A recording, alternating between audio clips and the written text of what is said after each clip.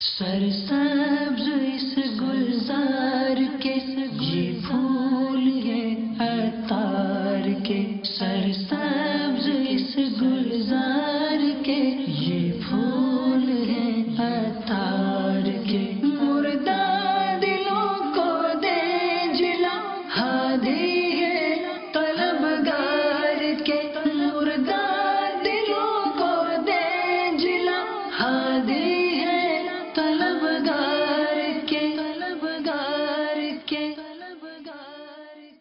الحمد لله رب العالمين والصلاة والسلام على سيد المرسلين أما بعد فأعوذ بالله من الشيطان الرجيم بسم الله الرحمن الرحيم الصلاة والسلام عليك يا رسول الله وعلى آلك وأصحابك يا حبيب الله الصلاة والسلام عليك يا نبي الله وعلى آلك وأصحابك يا نور الله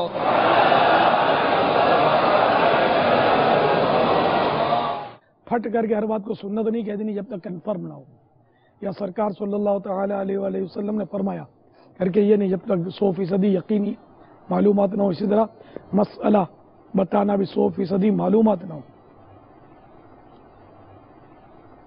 صلو علی الحبیب۔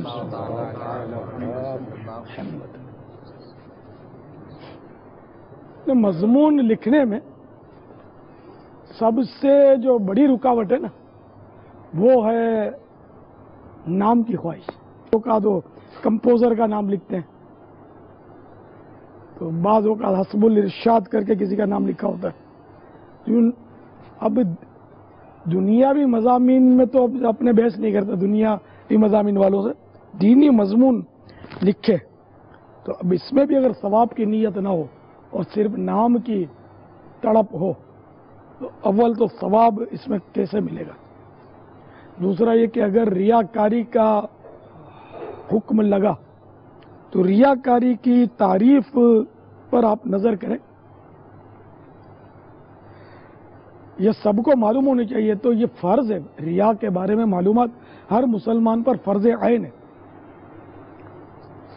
یہ تو مہلکات میں سے نا، مہلک یعنی ہلاک کرنے والا، تو یہ گناہ ہے نا ریاکاری، تو اس کے بارے میں معلومات ہونی چاہیے ہر ایک کو، مرد عورت سب کو، سائیں بھائی سائیں بہن۔ تو ریا کی ڈیفینیشن تعریف یہ ہے کہ عبادت سے مقصود اپنی عزت حاصل کرنا یا پیسہ حاصل کرنا، یہ ہے ریا۔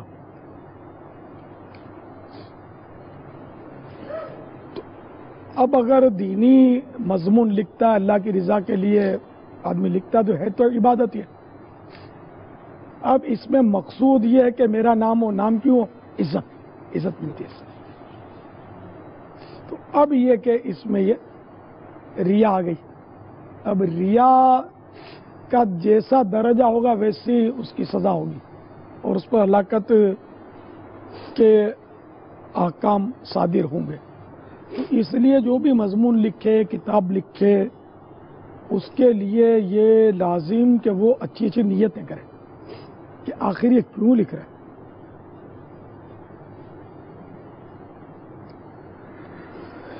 اچھی نیتیں کرے اور اپنے دل پر غور کرے۔ یہ بہت منزل کٹھن بتا رہا ہوں میں آپ کو سب کو، کہ آپ جیسے اہلیت رکھتے ہیں اور آپ 1200 صفحے کی کتاب لکھ سکتے ہیں، تو اگر اب خواہش ہے کہ میرا نام آنا چاہیے تو اب کیوں آنا چاہیے اس پر غور کیا جائے۔ نام ڈالنا مطلقاً تو ناجائز نہیں ہے، نیت پر حکم ہوگا نا، ورنہ تو ہمارے اکابرین کے جو نام ہوتے ہیں وہ تو غلط ہو گیا پھر، تو وہ صحیح ہے۔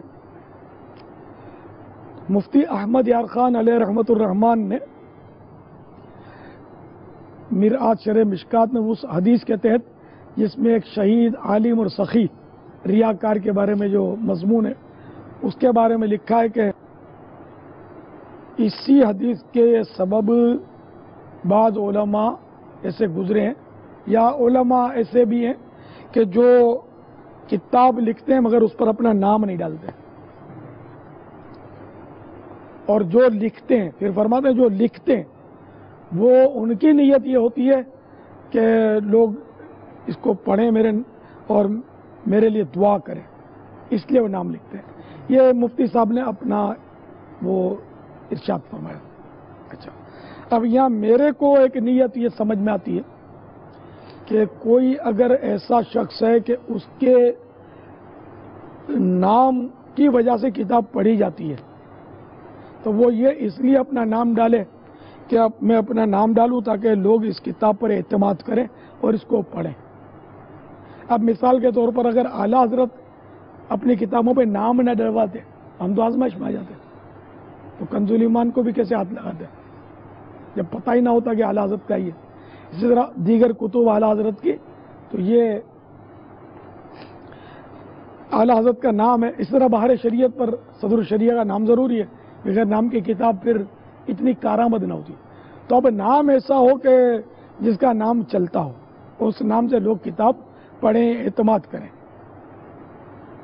اب پھر بھی وہ تو ہمارے اکابرین بزرگ تھے نعوذ باللہ، ہم ان کی نیت پر تو کوئی کلام کرنے سے رہے، ہم اپنے طور پر کہ جیسے میں اپنے لیے سوچوں نا کہ میں بھی اس خوش فہمی میں ہوں کہ میرا نام چلتا ہے کہ رسالے پر اگر میرا نام ہوگا تو زیادہ بکیں گے اور نہیں ہوگا تو کم بکیں گے، ایسا ٹھیک ہے نا۔ اب میں نام کیوں ڈال رہا ہوں یہ مجھے سوچنا ہے، کیا اس لیے ڈال رہا ہوں کہ یہ زیادہ بکے تو کیا مجھے آمدنی زیادہ ہو، میری واہ واہ زیادہ ہو، اور لوگ مجھے کہیں کہ یار بڑا عمدہ رسالہ لکھا آپ نے، میرے کو باہریں سنا ہے اس کی، اگر یہ خواہشیں ہیں تو یہ تو سب گڑبڑ والی خواہش ہے۔ تو میرے ذہن میں یہ ہو کہ یہ زیادہ سے زیادہ میرا نام ہوگا تو نیکی کی دعوت عام ہو، لوگ پڑھیں گے، یہ نیت اس میں سمجھ میں آتی ہے۔ باقی اب جو مضامین دینی ہوں یا کتابیں ہوں دینی، اس میں نام لانے والے جو بھی اچھی نیت کرتے ہیں مرحبا، اگر اپنی نام و نمود اور دکھاوے لے کرتے ہیں کہ واہ واہ ہو کہ بھائی وہ بڑی کتابیں لکھتا ہے، تو وہ بڑا رائٹر ہے، تو فلاں ہے تو چنی ہے تو چنا ہے، تو یہ تو پھر حب جا یا ریا اور یہ سب مسائل ہیں اس کے لیے۔ اچھا، البتہ وہ کتابیں لکھنے کی اپنی نیتیں ہیں، وہ تو میں نے بہت ساری 30-40 لکھ کر رکھی ہیں اپنے پاس، میں خود تحریری کام کرتا رہتا ہوں تو عموماً اس کو پڑھ لیتا ہوں نیتوں کو، جیسے نیکی کی دعوت دوں گا، امر بالمعروف و نہی عن المنکر کروں گا، اعلاء کلمۃ الحق کروں گا، اخلاص،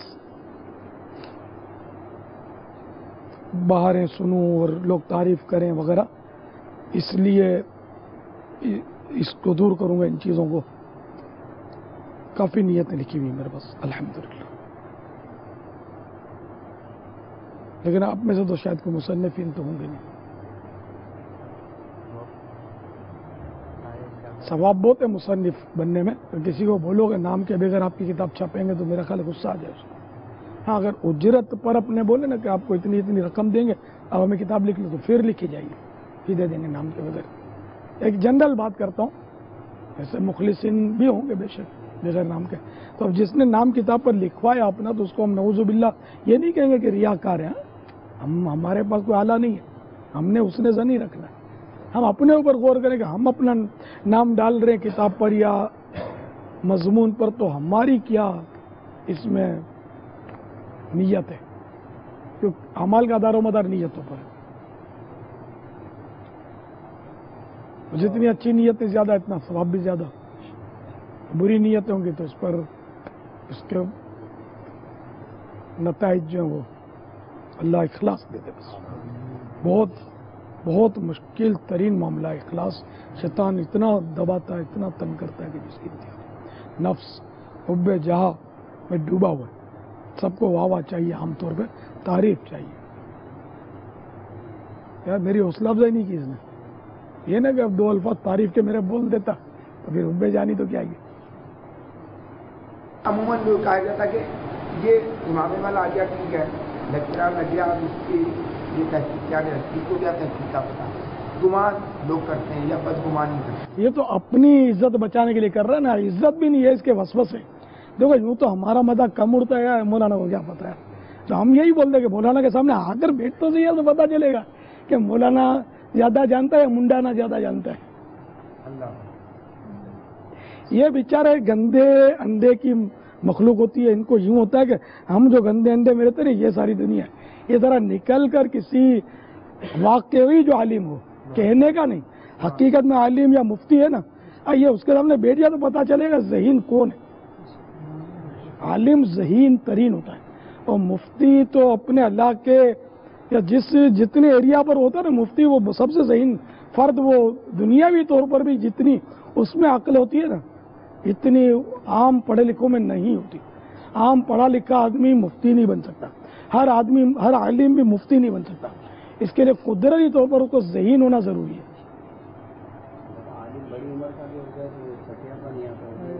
یہ بھی روایت ہے، سٹھاپا نہیں آتا. جیسے بڈھے بک بک کرتے ہیں اور جھاڑ جھوڑ اور پتہ نہیں کیا کیا حرکتیں کرتے، سٹھاپا جس کو بولتے ہیں. سٹھیاپا نہیں، سٹھاپا. تو یہ علماء میں سٹھاپا کی ایسی اس طرح کے اقوال ہیں کہ سٹھاپا نہیں آتا ان کو. یہ بچے کی ولادت سے پہلے جس جگہ اس کی قبر بننے والی ہے اسی جگہ کی مٹی فرشتے لاتے ہیں اور ماں کے رحم میں، پیٹ میں، اسی مٹی سے بچے کا پتلا بناتے ہیں. تو پیدا ہونے سے پہلے اس کی تدفین کی جگہ طے ہو چکی ہوتی ہے. یہ حدیثوں میں مضامین ہے. تو یہ مطلب موت تو بس وہی موت کی جو یاد ہے نا، یہ ساتھ ساتھ چلی رہی ہوتی ہے. ہم لوگ فراموش کر جاتے ہیں. ہم اس طرح زندگی گزارتے ہیں جیسے کبھی مرنا ہی نہیں. تو موت کو ہر وقت یاد رکھے آدمی. کچھ لوگ خوشگوار گفتگو کر رہے تھے تو وہ ظاہر صحابہ کرام علیہم الرضوان ہی تھے. وہ سرکار صلی اللہ تعالی علیہ وآلہ وسلم نے جب گزرے تو ارشاد فرمایا گیا ہادم اللذات، یعنی لذات کو ختم کر دینے والی شے موت کا ذکر شامل کر لیا کرو. اس طرح کا حدیث شریف میں مضمون ہے. تو یہ صرف لذتوں میں آدمی گم نہ ہو کہ لذت غفلت فوراً لے آتی ہے، تو اس لیے لذت کے ساتھ موت کا تذکرہ ہو. اللہ توفیق عطا فرمائے. مجھے مثنوی کی حکایت یاد آ رہی ہے کہ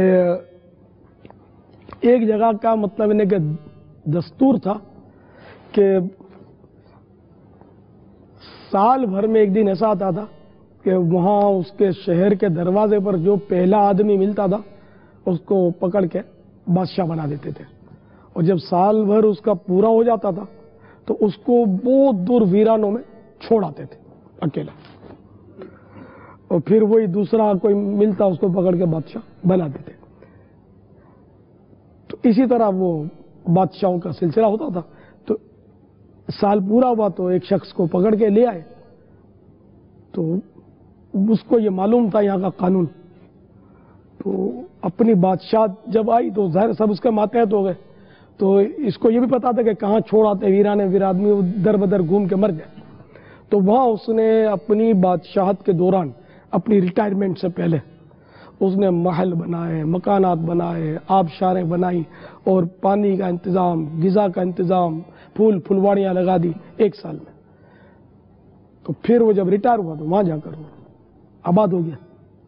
یہ سمجھانے کے لیے من گھڑت حکایتیں ہوتی ہیں اس طرح سمجھانے کے لیے کہ ریٹائرمنٹ سے پہلے جو ہے نا اس دوران کے جب یہ پاورفل ہے، ڈیوٹی ہے اس کی اور اس کے ہاتھ میں کچھ طاقت ہے، تو یہ جب ریٹائرمنٹ ہو جائے گا تو اس وقت کے لیے کچھ تیاری کر لے.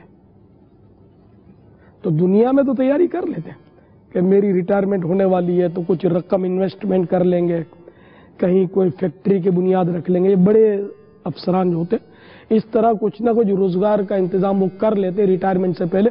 لیکن ان کے اس دنیاوی ساز و سامان اور اس انتظام میں بھی عبرت ہے کہ دیکھو یہ لوگ اپنی دنیا کے لیے تو کر لیتے ہیں کہ یہ کر لو وہ کر لو، ریٹائرمنٹ کے بعد میری تنخواہ تو بند ہو جائے گی، یہ آمدنی ختم، ادھر سے آمدنی شروع ہو جائے. لیکن اصل ریٹائرمنٹ جو زندگی سے ریٹائرمنٹ ہے، اس کے بعد جو کام آنے والی اشیاء ہیں، نعمتیں ہیں، جو بھی ہے، اس کے لیے تیاری کا ذہن نہیں ہے. اس کے لیے تیاری ضروری ہے.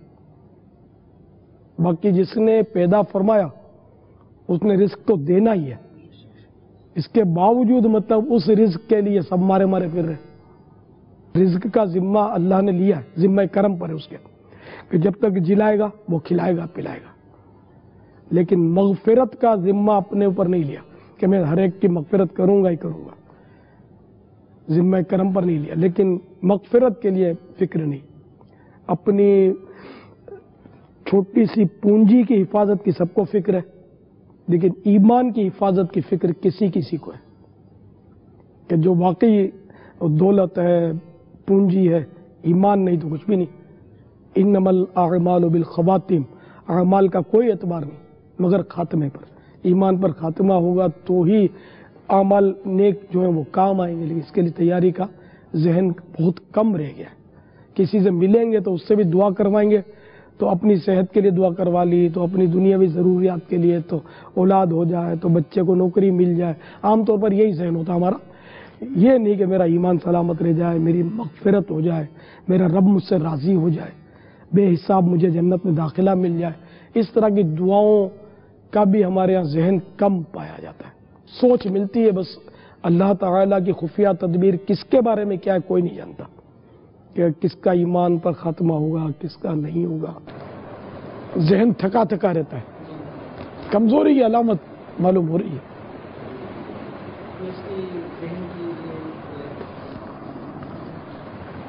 کہ کھانے کی بے ترتیبی، ٹائم بے ٹائم کھانا، اور درست غذا نہ ملنا جس کی حاجت ہے. یہ ڈاکٹروں کے چارٹ ہوتے ہیں، فلاں چیز اتنی، فلاں چیز اتنی، فلاں چیز اتنی. تو اس طرح وہ اس کی کیلوریز کا حساب لگاتے ہیں. تو لکھا ہوتا ہے کہ جیسے کہ کسی کو سپوز کریں کہ 500 کیلوریز کی ضرورت ہے، تو اب کسی میں 30 کیلوریز ہے، کسی میں 350 کیلوریز ہے، تو وہ 30 والی زیادہ مقدار ہو، 350 والی کم ہو. تو اس طرح یہ بیلنس برابر رکھتے ہیں. ڈاکٹروں کا یہ ہے حساب کتاب. تو یا تو غذا پوری نہیں ملتی ہوگی، بظاہر زیادہ ہوتی ہے لیکن وہ ویسٹیج زیادہ ہوتی ہے. کئی غذا ایسی ہوتی ہے جس میں ویسٹیج زیادہ ہوتی ہے. مچھلی میں ویسٹیج زیادہ ہوتی ہے غالباً.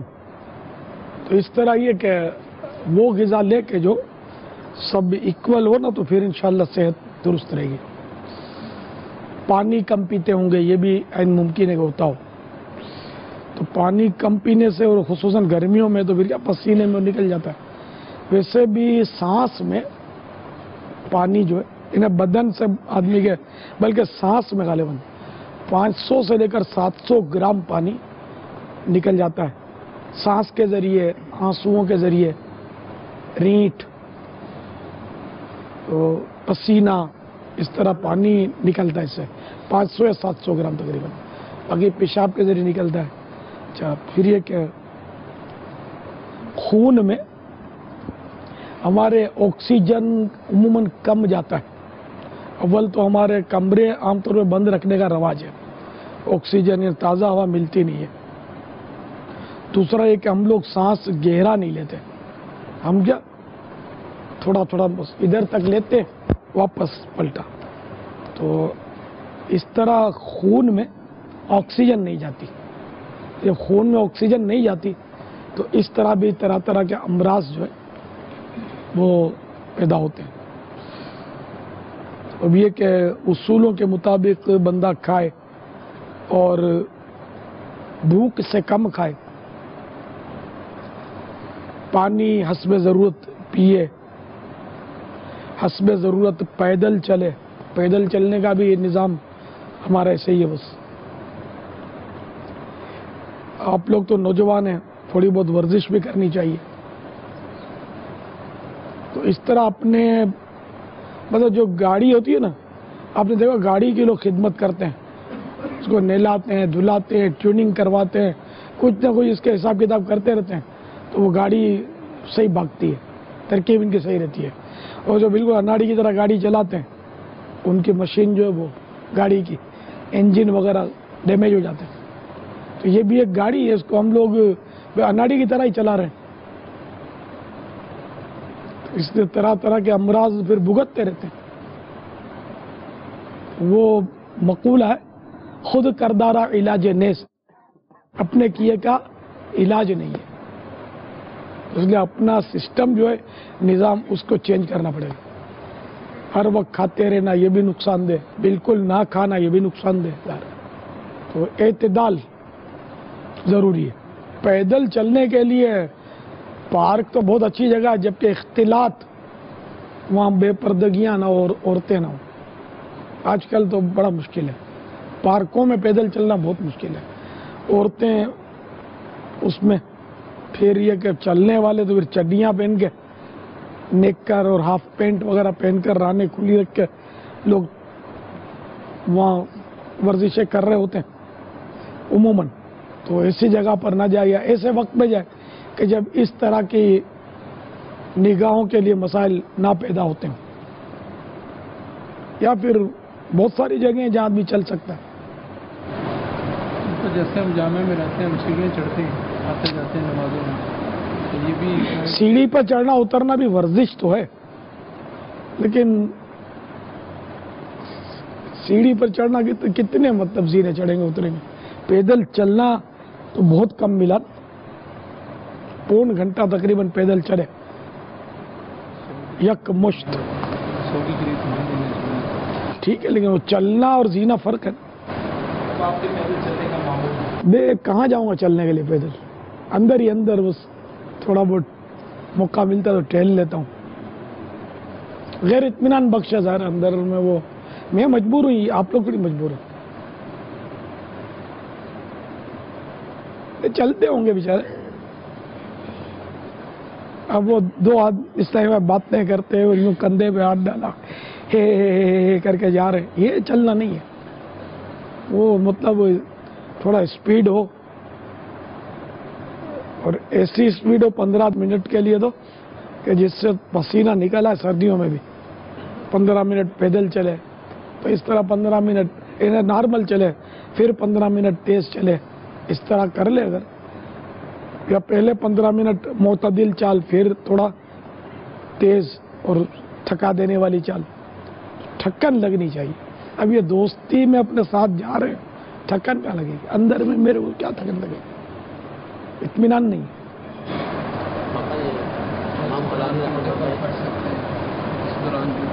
ہاں درود پاک ذکر و اذکار تو کرنا چاہیے, بے ادبی کیوں ہوگی.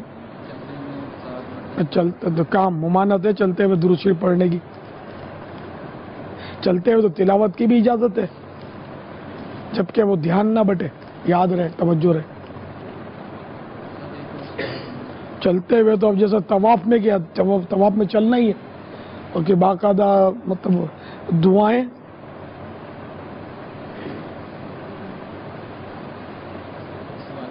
تو حج میں تو چلیں گے انشاءاللہ, پڑھیں گے. میدان عرفات, مینا, اور پیدل حج کرنے کے پھر اپنے فضائل ہیں. تو یہ پڑھنے تو ہے نا اس میں. قرض ہے اور ہمارے اندر یہ چیز نہیں پائی جاتی کہ ہم جیسے موت کا آپس میں کبھی بیٹھ کے تذکرہ کریں, فکر آخرت کو یاد کریں. آپ شروع کریں, اگر کوئی بھی یعنی کہ جو جذبہ رکھتا ہے خود شروع کرے. یہ سیدنا عمر بن عبدالعزیز رضی اللہ تعالیٰ عنہ کا تو لکھا ہے کہ رات کو روزانہ علماء اکٹھے ہوتے تھے اور ان سے آپ موت کا تذکرہ سنتے تھے اور بہت روتے تھے. اب ہمارے یہاں واقعی موت کو بھلا دیا. اگر موت یاد رہتی تو بہت سارے ہمارے جو مسائل حل ہو جاتے ہیں, گناہ دم توڑ جاتے. حادم اللذات ہے موت, لذتوں کو توڑنے والی ہے. اصل موت کا تذکرہ وہ کرے گا کہ جس کو خود بھی موت یاد آتی ہے. اب جوانی تو ہے غفلت, جوانی دیوانی ہوتی ہے, غفلت زیادہ ہوتی ہے. ہمارے یہاں سب کے سب کم و بیش نوجوان ہی. اچھا, اب اساتذہ جو ہیں وہ بھی تقریباً نوجوان ہیں. यूं भी हो सकता है कि वो मौत का तस्करा कम, तवज्जो अच्छी दिलाई आपने, ये होना चाहिए। आज हमारे यहाँ पर डेरा गाजी खान के इस्लाम भाई भी हाजिर हुए हैं। इनमें 2 इस्लाम भाई ने अपने आप को वक्फे मदीना के तौर पर भी पेश किया है। सुभान अल्लाह। माशा अल्लाह। इसी तरह हमारे बाबुल मदीना के इस्लाम में रोज़ाना इलाके दौरे की तरकीब बना रहे हैं बाबा। और एक इस्लाम ऐसे हैं जिन्होंने नेकी की दावत, फैज़ान सुन्नत, कुफरिया कलिमात के बारे में सवाल जवाब, गीबत की तबाहकारियाँ वाह। और पर्दे के बारे में सवाल जवाब, 5 किताबों में से 4 का मुताला कर लिया बाबा। 4 पढ़ ली पापा। ये रोज़ इलाका ही दौरा भी कर रहे हैं और 4 किताबें का भी मुताला कर लिया। अच्छा, माशाअल्लाह। 6 मरतबा वाला भी था है क्या? जी बाबा, बाबुल इस्लाम के इस्लाम भाई थे, 6 मरतबा उन्होंने तकरीबन 6 माह में पढ़ी थी। कुफरिया कलिमात वाला कोई 6 की जगह 7 वाला कोई हो। 2 बार किसने पढ़ी है ये तो बताओ पहले। 2 बार। 2 से जायद वाले भी हाथ खड़ा कर लें। कम से कम 2 बार खड़े होकर अगर बापा की ज़ियारत करें। माशाअल्लाह। माशाअल्लाह। कुफरिया कलिमात के बारे में सवाल जवाब कम से कम 2 बार पढ़ी है। वाह, मरहबा। ये सब 2 वाले हैं जो पीछे खड़े हुए हैं। कोई 6 वाला 5 वाला नहीं है कि उसको आदमी वो चल नाश्ता करने का सोचे। सुभान अल्लाह। बाबा तकरीबन 11 इस्लाम भाई जिन्होंने 2 मरतबा पढ़ी, 3 मरतबा का इशारा कर रहे हैं इस्लाम भाई। सुभान अल्लाह। फैज़ान सुन्नत जिल्द अव्वल 2 मरतबा पढ़ ली। माशाअल्लाह।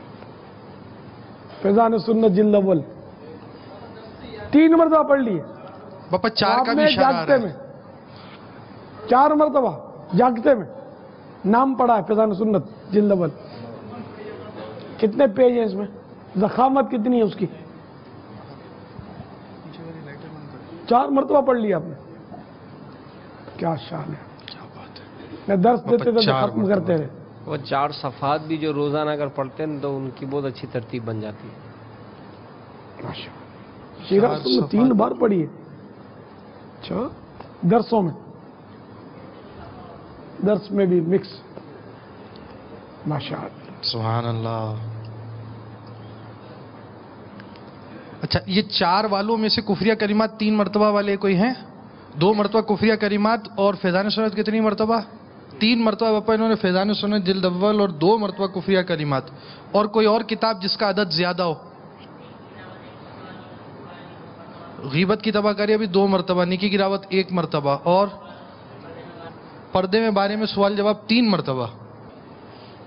3 और 4 वाला तो मेरे ख्याल है बिला मुकाबला ही है। अब तो इनको हसरत नहीं होती होगी कि हम तो रिसाले तक नहीं पढ़ते छोटे छोटे। पापा यहाँ आए हैं, ज़हन लेकर जाएंगे, फिर हसरतें भी निकालेंगे। पापा इनके पास टाइम बहुत होता होगा, ये बाकी हम सब मसरूफ। टाइम कैसे निकलता है पापा? जज्बा निकाल के देता है। जो आप बड़बड़ बड़बड़ वो करते रहते ना, जो टाइम नहीं होता। दोनों हैं भी नहीं है गीबत की तबाहकारियाँ। अच्छा, फिर इनको गीबत की तबाहकारियाँ अगर हो तो देख, ये सब हो गए, निपट गए। जल्दी नाम और फ़ोन नंबर, क्योंकि आप नमाज में भी तो कहीं रखेंगे ना इसको, ताकि किसी कोई सही आदमी के हाथ में आए तो आपको फ़ोन करके दे दे। देखिए आपकी किताब का कितना एहतिमाम है, पापा को कितना एहसास है। इतने बेचारे नहीं, जज्बा होता है, समझ नहीं होती। नाम वगैरह कुछ नहीं लिखेंगे तो गई, फिर कौन किसको देगा? फ़ोन नंबर हो तो कम से कम कोई अल्लाह का नेक बंदा अगर उठा लेगा तो आपको फ़ोन करेगा। अच्छा, बापा के रसाइल की कोई इस्लाम है ऐसे जिसने पूरे पढ़ ली हो? सारे रसाइल इन दोनों तीनों ने पढ़े। यानी एक आध रिसाला बापा अगर छूट हो जाए इसमें सारों में, इन्हें जो मतलब यानी कि मालूमात में आया। जी जी, कोई हो सकता है रिसाला ऐसा भी हो मालूमात में ना आया हो। अच्छा, ये कब तक पढ़ लेंगे ना? 25 दिन में इंशाअल्लाह। नाम फ़ोन नंबर फटाफट। वो भी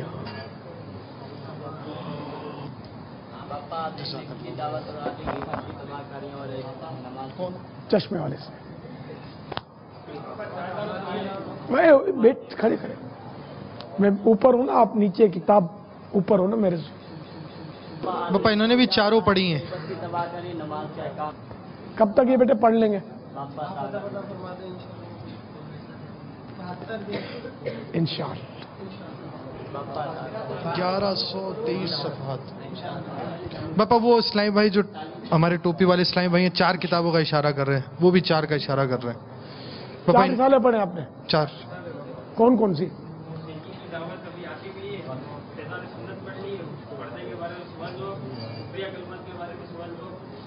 نیکی کی دعوت بھی نہیں پڑھی, غیبت کی دواکاریاں بھی نہیں. ابھی یہ پوری نہ کر لیں پھر اپنی ہے. سبحان اللہ. ابھی ہم یہ پوری کریں, اگلی مرتبہ سفید لباس ہو, سر پر امامہ ہو, چادر پہنی ہوئی ہو, تمغے کے ساتھ باپا کی بارگاہ میں. سبحان اللہ. یہ ٹوپی شاگو کیا بات ہے. 50 یا اس سے زیادہ رسالے جنہوں نے پڑھے وہ تحفہ نہ ملا ہو. 50 یا اس سے زائد والے جو ہیں وہی لیں گے, نہیں تو گناہ گار ہوں گے, دوسرے لیں گے. تو آپ کی غلط فہمی ہو جائے گنتی میں, وہ تو معاف ہے. حاجی یس یہ بھی میرا خیال ہے 72 گھنٹے میں تو پڑھ ہی لینا, بلکہ یہ تو گھنٹے ڈیڑھ میں پڑھ سکتے ہیں. اور ایک کتاب بڑی مل گئی ہو تو اب نہیں لینا. سرسبز